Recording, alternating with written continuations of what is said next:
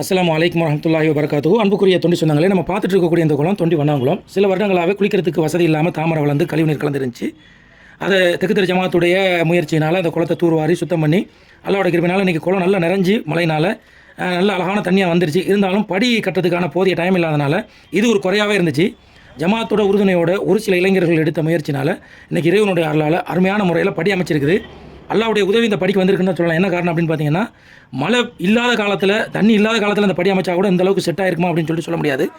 மழை பேஞ்சிட்டு இருக்கக்கூடிய அந்த ஈரமான நிலையிலையும் ஜேசிபி வச்சு இவ்வளோ வெயிட்டான கல்லை வேறு இடங்கள்லேருந்துலாம் தூக்கிட்டு வந்து ஏற்கனவே இருந்த அந்த படியெல்லாம் தோண்டி எடுத்து அதை மட்டப்படுத்தி ஒரு சூப்பரான ஒரு படி அமைச்சு ஓரத்துலாம் நல்லா பட்டு மண் போட்டு சூப்பராக செஞ்சு வச்சுருக்காங்க. இறைவனுடைய அருளால் வண்ணாங்குளம் ஜமாத்துடைய முயற்சியினாலும் ஒரு சில இளைஞர்களுடைய உழைப்பினாலும் இன்றைக்கி குளிக்கக்கூடிய குளமாக அல்லாவுடைய கிருபையினால் மாறி இருக்குது. வண்ணாங்குளம் மீண்டும் புத்துயிர் பெற்றிருக்குது அப்படிங்கிற தகவல் தொண்டி மக்களுக்கு உண்மையிலே ஒரு சந்தோஷமான தகவல். இந்த வண்ணாங்குளத்தை பழைய நிலைமைக்கு கொண்டு வர்றதுக்கு யாரெல்லாம் பொருளாதார உதவி செஞ்சாங்களோ, யாரெல்லாம் உடலால் உழைத்தாங்களோ அவர்களுக்கெல்லாம் இறைவன் அருள் புரிய வேண்டும் என்று இந்த நேரத்தில் நான் பிரார்த்தனை செய்கிறேன்.